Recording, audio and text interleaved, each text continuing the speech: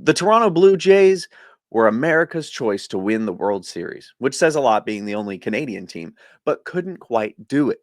But was this just the start for the Jays? Because they are making very big moves and very quickly this offseason, making me question, was the 2025 season their very own villain origin story?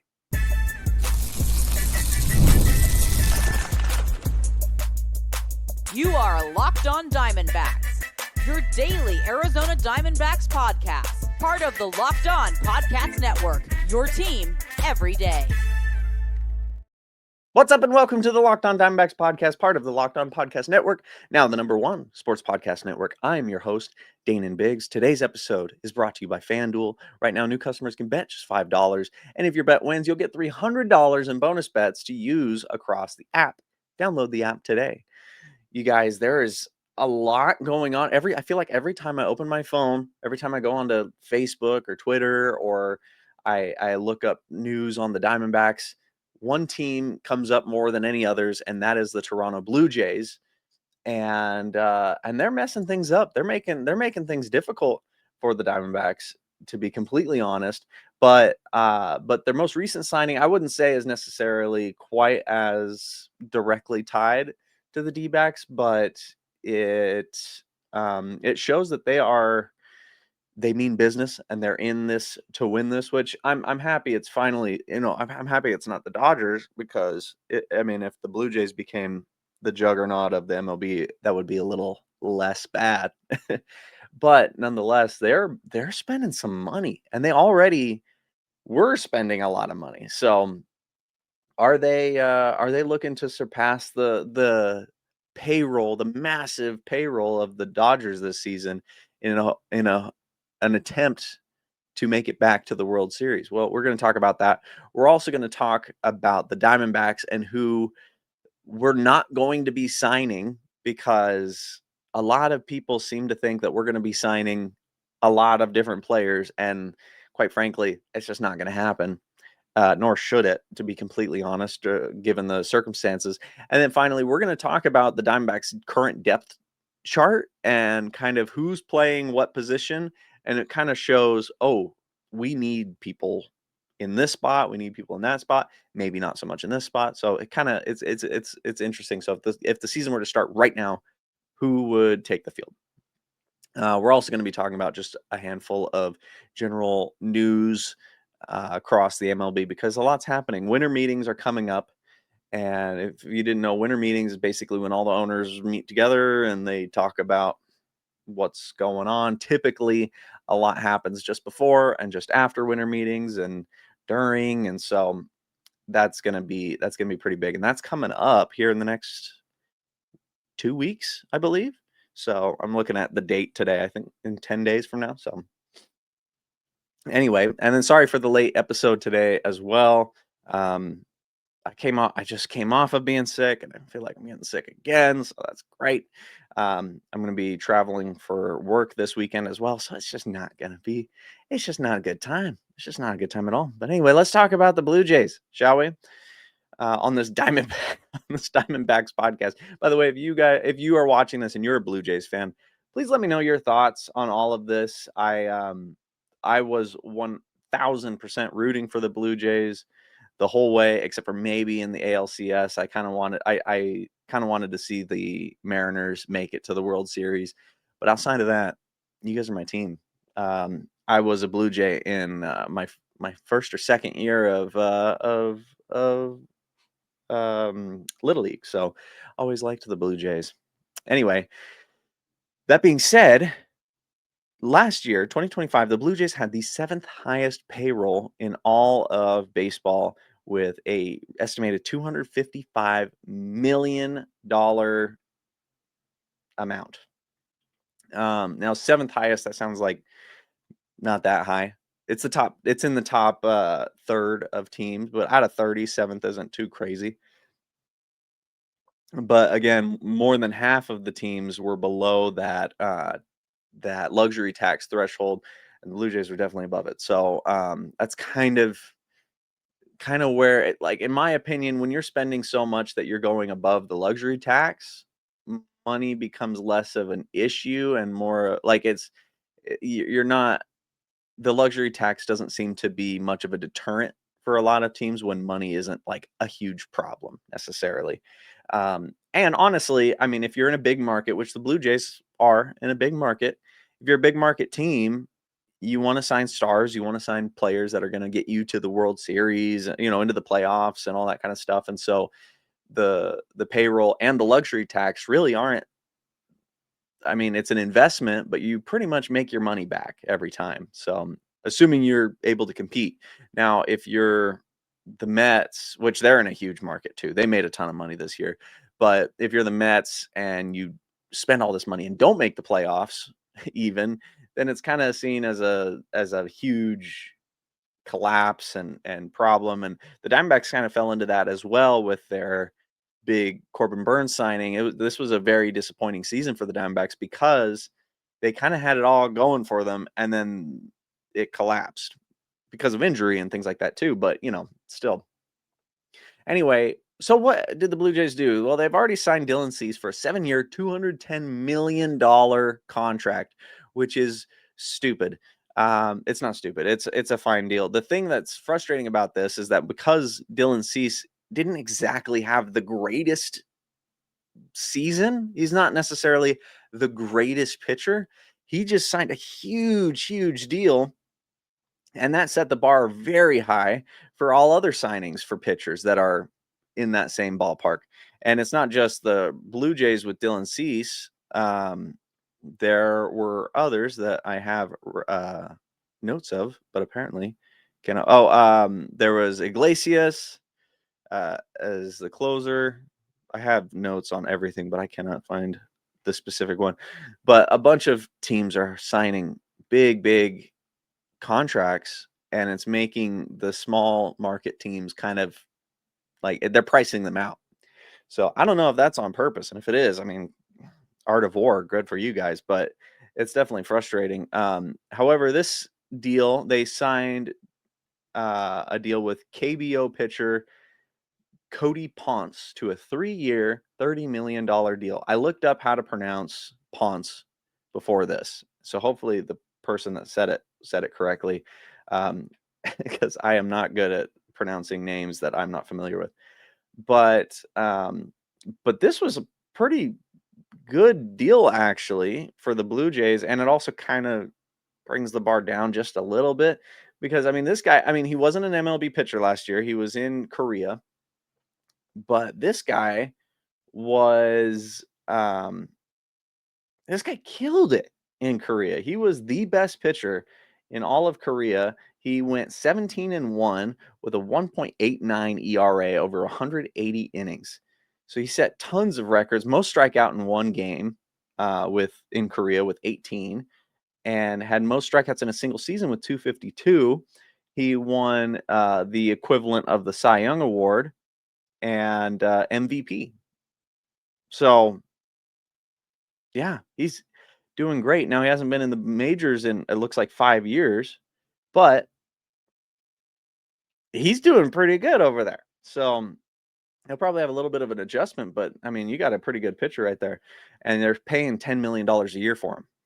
So and he's not the only KBO pitcher to be signed or player to be signed over the last week. So that's probably that's got to be a market that teams are looking into as well, and the Diamondbacks probably really need to be looking into if they want quality pitching, not necessarily the best pitching in the world, but quality pitching. That's where we got Merrill Kelly for not the most expensive, But anyway, the Blue Jays have one heck of a rotation coming up. You have Cease, Bieber, Savage, Gosman, and now Ponce. And they also have Barrios, and they have more. I can't remember who it is though. But they got some depth there, which the Diamondbacks could use some of that. So when people talk about a trade with Ketel Marte, for example, and we'll talk about this here in a little bit, but it would need to be to a team that has a lot of depth in their pitching, but not a lot offensively or at second base or whatever. And so, sorry. Um, and so a team like the Blue Jays would be a good match, but are they going to want to give up Savage or Bieber or whoever? Which, because the Diamondbacks also really wouldn't be interested in an expiring contract like I guess Bieber has an expiring contract, or Gosman has an expiring contract here pretty soon, but if they could trade Ponce or Savage. I mean, they just got Ponce, but they could still. I mean, that definitely doesn't not happen when you sign a player and then trade him right away. So so we can see, and then also they have their bullpen and their prospects and everything like that. So anyway, another bit of news that I just wanted to share real quick is that the Colorado Rockies have just announced their new GM, and it is former Diamondbacks GM Josh Brynes, who most recently has been working with the Dodgers. I know, what a traitor, but has been working with the Dodgers as their senior vice president of baseball operations. So now here's what I was curious about. He was our general manager, so he was the role of Mike Hazen. He ran the team, and he became the general manager in 2006 until 2010, which was kind of a low period for the Diamondbacks, but not necessarily because of him. The Diamondbacks were still recovering from all of their deferred payments. Their budget was slashed. They could only spend so much. And so during his tenure, the Diamondbacks had one of the, they were down there for some of the lowest payroll towards active players in the league. That being said, they still won the division in 2007, and they won the division in 2011, mostly with the team that Brynes had gathered. So he came into this team coming off of its worst seasons ever, because 2004, 2005, not good seasons for the Diamondbacks. He came in and made a winning team out of them again. So very cool. And I think that's what the Rockies are kind of hoping for. Now, he has also done some time with the Rockies. He has been the general manager. Or no, he was hired by general manager to fill the assistant general manager position for the Rockies in 1999. So he has worked with the Rockies before. So they're bringing him back this time as general manager to hopefully kind of do what he did with the Diamondbacks. And another thing, he also is responsible for drafting quite a lot of players, including Max Scherzer, Paul Goldschmidt, AJ Pollock, and Adam Eaton. And however, he is also the one who traded Max Scherzer away, later acknowledging, yeah, that was a bad move. I shouldn't have done that. So anyway, but he did get Max Scherzer back to the Dodgers when he worked on the Dodgers. So I guess redemption or something. Anyway, so I don't mind the Rockies. I think out of all the teams in the in the division, they're my favorite. I have family in Colorado, and obviously they're not competing right now, so it's easy to say that I like them. So, but good luck to Josh Brynes for that. Anyway, we're going to take a little break real quick, and then we're going to talk about who the heck we are not going to be signing, because there are a lot of players that people want us to sign. That's just not going to happen, nor should it. So stay right there. Don't go anywhere. We'll be right back. NFL Sundays move fast. One big play, and suddenly everything feels different. That's what makes live betting with FanDuel so exciting. You're not just watching the game, you're reacting to it in real time. With FanDuel, you can place live bets as the action unfolds. Every drive, every momentum swing, every highlight moment. Live betting is best when the game starts to shift. A receiver gets hot, defense tightens up, or the momentum flips after a turnover. FanDuel lets you jump into the moment. Live spreads on money lines adjust instantly. Player props update as guys heat up, and you can bet next touchdown scorers, drive results, totals, and more. It keeps you locked into every snap, every drive, every possibility. So if you want to be right in the middle of the action this season, visit FanDuel.com and place your NFL live bets all season long. FanDuel, the game moves fast, and so can you. And we're back. And once again, I wanted to say thank you to all of you for making Locked On Diamondbacks your first listen of the day and for making Locked On the #1 sports podcast network. All right. Who are we not going to sign? I'll tell you right now, a lot of people really want the Diamondbacks to sign Pete Alonso because they're like, oh my gosh, he's a really good first baseman. He's got a lot of power. And the Diamondbacks need a first baseman. Oh my gosh, it's a match made in heaven. Listen, Pete Alonso is worth a lot of money. And I'll tell you what, the Diamondbacks don't have a lot of money, and they need a shortstop who can like play, or do they need a first baseman who can play first base? And well, I mean, he can, but his defense is definitely not like his strong suit. That's not the reason people sign him. They sign him because of his um because of his bat, not because of his um not because of his offense. So what are people expecting for him? Well, they're expecting, according to SpotTrack.com, a roughly a $177 million contract for 6 years. That is a lot of money. That's at least, my math is bad, but that's at least 30 plus. That's 30 plus million a year for Pete Alonso. He declined a $24 million player option this year. So like he's expecting a lot of money. And the Diamondbacks, that's about the entirety of what they could spend. And while we do need a first baseman, we could get by with who we have right now if we absolutely needed to. We cannot get by without pitching. We cannot get by without a bullpen. So that's just not going to happen. And again, if it did, I would be very concerned and very upset unless the Diamondbacks were adding 30 million to their possible payroll. But even then, I think I'd rather see Eugenio Suarez come back over Pete Alonso, which, speaking of, I hate to break it to you, but we're probably not going to sign Suarez either. I would love to see Suarez back. We do need a third baseman with some good offense, and Suarez would be a perfect fit here in Arizona. But the fact of the matter is, he is also expecting a lot of money, $20 plus million. It's estimated that he's going to sign a 3-year, $70 million contract.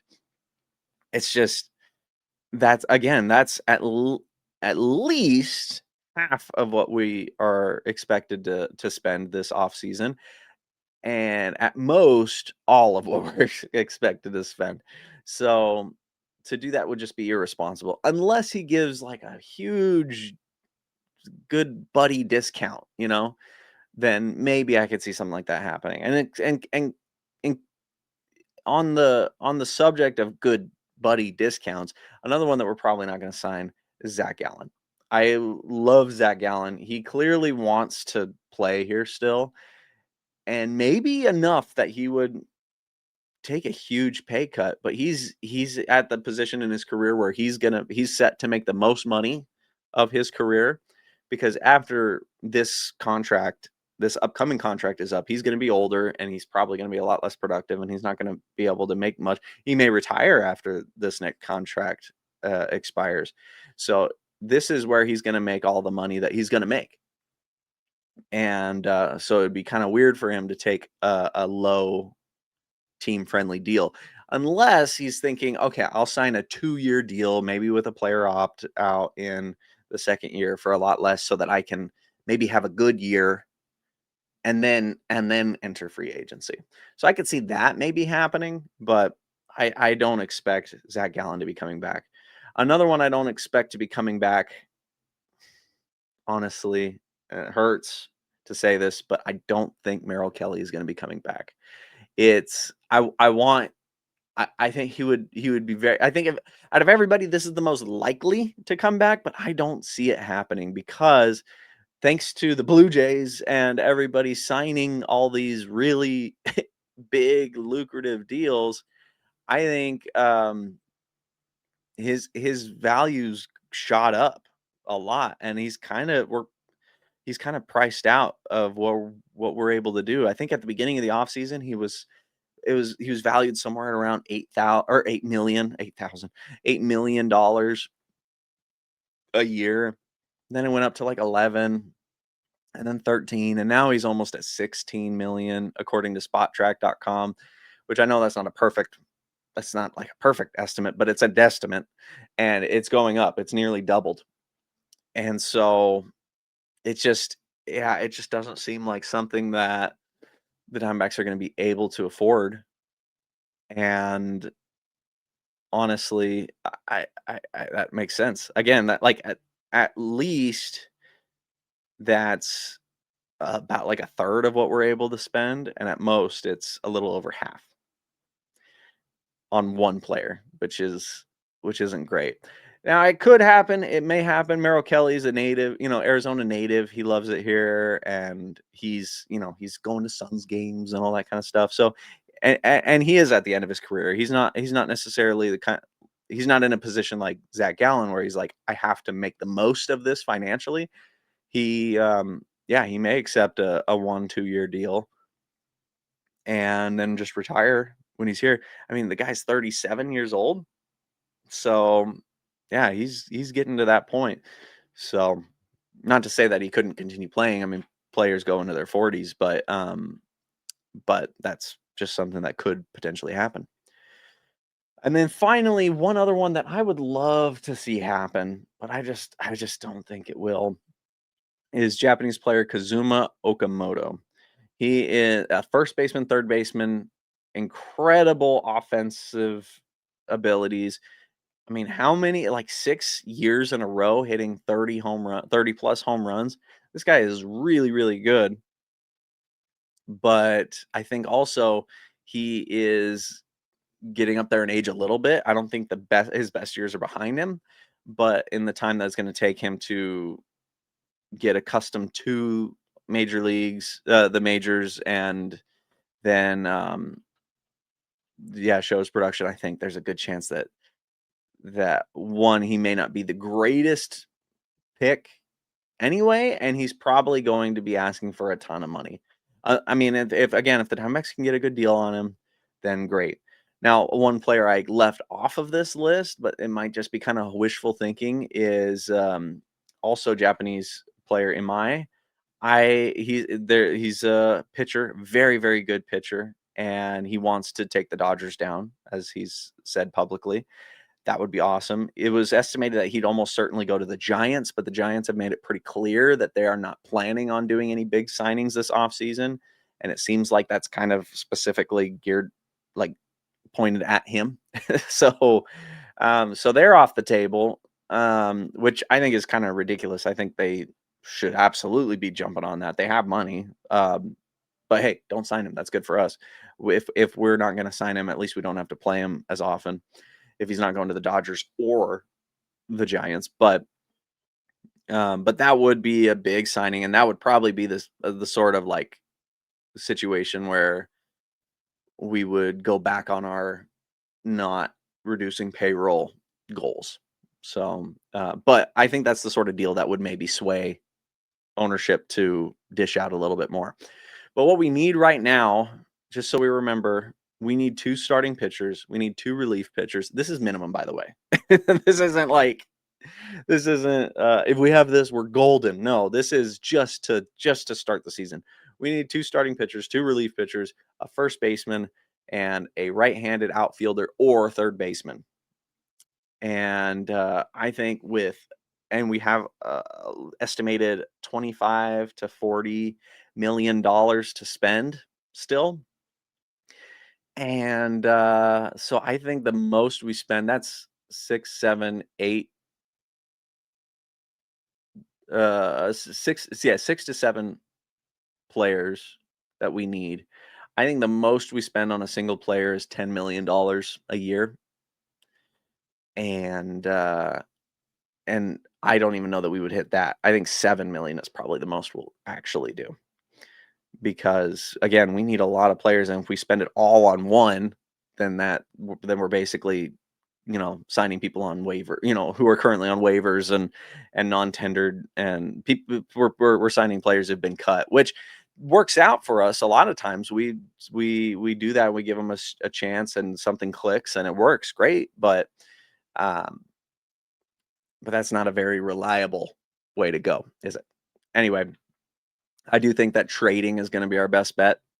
And that's why people talk about trading Ketel Marte and everything.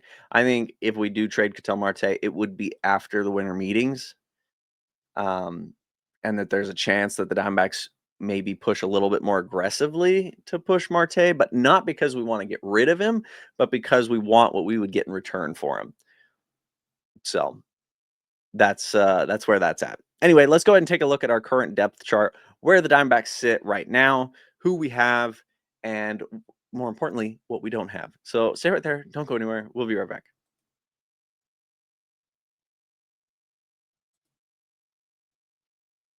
Don't know. All right, and we're back. And if you guys noticed, I when we don't have a specific ad read, we're just supposed to like do the intro and outro bit right after each other. But there is this weird break where where it it shows me for a second, and that time that my mouse didn't click fast enough. But anyway, could I edit that out? I could. I probably won't, because this episode is late as it is, and I'm getting sick or whatever, so who cares? Anyway, let's talk about this. So right now, our rotation currently is made up of Ryan Nelson, Eduardo Rodriguez, and Brandon Pfaadt. If the season started today, I think the Diamondbacks would probably, and now spring training would determine a lot of this and how performances go in spring training. But I guess if the season is starting today, we skip spring training. I think we would put in Christian Mena and Cole Drake as our other two starting pitchers. So that would be our rotation. Mena has a lot of good stuff, but he's unproven. Cole Drake has a lot of great potential and will likely make an appearance in 2026. I don't think he's ready, though. And I think he's more of a 2027, 2028 starting pitcher. So that would be rough. That would be very, very rough on him. Mena could surprise us. I wouldn't be surprised. I wouldn't be surprised if he surprised us. Ugh. And and he very well could come out and be a major league caliber starting pitcher. But Drake, I think, would struggle a lot. Not because he lacks skill or anything like that, but just because he's still young and he's still getting it going. And now it's important to factor in that Corbin Burnes will obviously have a spot in this rotation when he comes back after the All-Star break. So whichever pitcher is struggling the most here, whichever one is producing the least, Corbin Burnes would take their spot. So if this were the case, it would likely be Cole Drake, Drake's spot that Burnes would take over. And then we'd have four reasonably good starting pitchers. Mena, who may at that point be nice and in the groove of things, or maybe it's obvious that he maybe needs to be in the bullpen or something like that. But this is not a good position to be in as a team, to be like, okay, well, we have three pitchers that are good, and then we have two that, I mean, if Christian Mena comes in and in his first 2 or 3, 4 appearances, he's just clearly not got it, then it's like, okay, what do we do? Like, okay, let's call up, I don't know, somebody. Let's call up Mitch Bratt, I guess, who just pitched in Double-A. Like, let's see if he's got something. Let's call up this guy. Let's call up that guy. But then when you start doing that, then they get overworked and they push themselves too hard, and then they injure themselves. And so that's what happened with our bullpen, is we didn't have anybody. So it just was like, okay, call up you, call up you, call up you, call up you. Oh, you're injured? Okay, call up somebody else. Oh, that person just got injured. Okay, call up you, call up you. Oh, that person got injured. And it's just this juggling match, this game of juggling. And then you lose all of your pitchers to injury, and you have a horrible bullpen or rotation or whatever it is. So now, speaking of bullpen, we have Andrew Saalfrank, Ryan Thompson, Kevin Ginkel. I think those three are pretty solid in their position. Not necessarily perfect, but they're good. Bryce Jarvis, I expect this season to be a lot better for him than last season, and even last season wasn't terrible. He's very young and still getting his stuff figured out. So Bryce Jarvis, I think, makes a good number 4 there. Brandon Garcia, I'm very excited to see what he can do if he can really master his location. Incredible pitcher. He will be so good. So so that'll be good. Juan Murillo, I think is fairly good as well. Philip Abner, while young and still maybe a bit unproven. I'm afraid of when the book gets out on him, how that's gonna go down.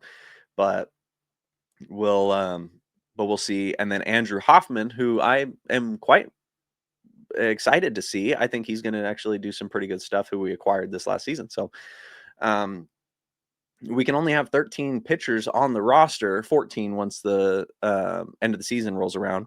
So if we have 5 starters, that gives us 8 relievers, and that would be our 8 relievers. Halfway through the season, we'll get Puck and Martinez back, and so they will kind of fill. They'll take the spot of whoever is maybe struggling the most or producing the least. But again, we have like Thompson and Ginkel. And potentially Saalfrank. Saalfrank had kind of a small sample size, but Thompson and Ginkel, I don't see them as like elite level relievers. They're kind of back end relievers to me. Like they're good, but they're not great necessarily. Like they're not the ones that you want your whole bullpen riding on, you know. Puck and Martinez, potentially Saalfrank, maybe are, but that only gives you a few. And so if that's who we're riding on, and if Thompson is in a slump, or if Ginkel is just not panning out this season, then you're like, okay, well, I guess we'll go to these guys who probably should be in the minors and who haven't quite found their stuff yet. Garcia, who maybe still struggles with pitch location, he's going to walk a ton of guys, but that's who we can't really go with anybody else, you know?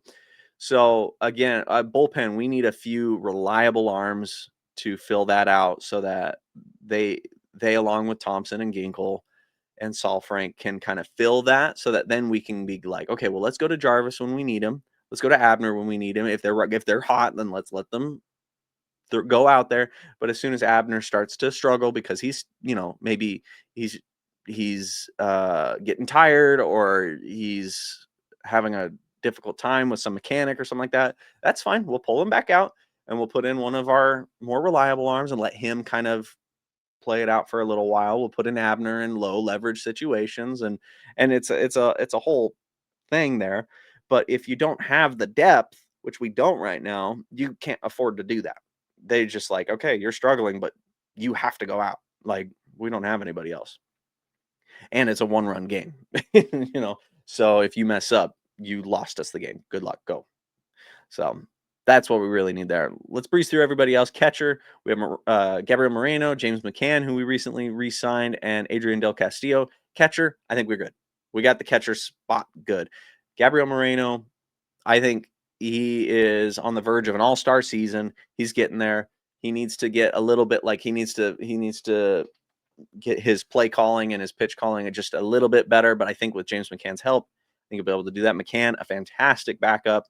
And offensively, not quite as consistent, but when he hits for power. That guy's strong. So definitely not bad. And he does not shy away from high leverage situations either. He's very clutch. Del Castillo, very young. I think with McCann's help as well, could move into that backup position role for 2027 and be very, very good there. At first base, this is one, spoiler alert, is going to be a tough one. Right now we have Locklear and Pavin Smith. That's who I got. Tim Tawa can play first base as well, but right now our number 1 first baseman is Locklear. I think he needs to be the backup. I think Locklear needs to be our backup first baseman, we need a number 1 first baseman. I think that should be Paul Goldschmidt. We could sign him for $7 million. That's in our budget. It would be great for the team, great for merch sales, and he could retire here. We could retire his number and hopefully take him to the playoffs this season. That'd be awesome. Maybe make a good run, and send him out on a high note. I think that'd be great. That's just my thought. Whatever. Second base, we have Ketel Marte. Third base, we have Blaze Alexander and Jordan Lawler right now.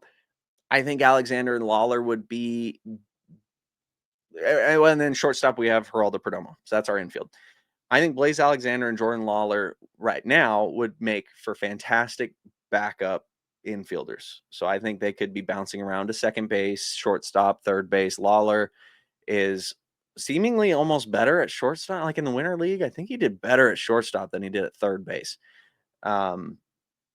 So Alexander and Lawler, I think, would make excellent utility players alongside Tim Tawa.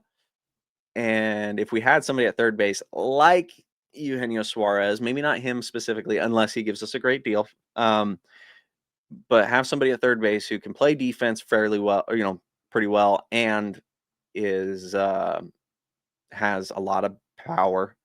I think that would be ideal, because then you have a strong third baseman, you have Perdomo at short, Marte at second, and you have, Paul Goldschmidt at first, or somebody who's somebody who's reliable and good at first base.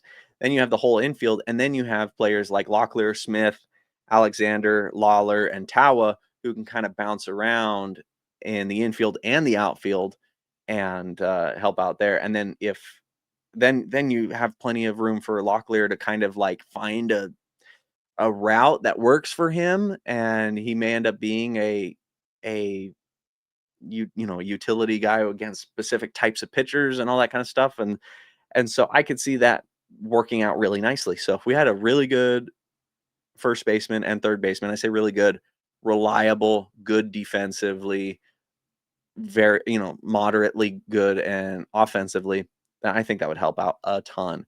Then in left field right now, we have McCarthy and Barossa. Lourdes Gurriel Jr. will be back probably in the middle of the season, maybe a little later. But Gurriel would be our left fielder. But right now we have McCarthy and Barossa. McCarthy, if he can get it figured out, then he'll be great. But that's a big if. And then Barossa, he's kind of still a minor league player playing in the majors. I could see, if he's going to be thrown into the fire by the end of the season, I could see him kind of developing and turning into a good player, but it'll take the full season, I expect. So that would be, he'd be a liability until then. Not defensively. Defensively, he's got it pretty good. But offensively, yeah, he's got a ways to go still. Center field, Alek Thomas, kind of in the same boat as McCarthy. Right field, Corbin Carroll, who's got his position and everything locked down. He's our all-star. He's great. And then additionally, utility guy who's not listed in any of these is Tim Tawa.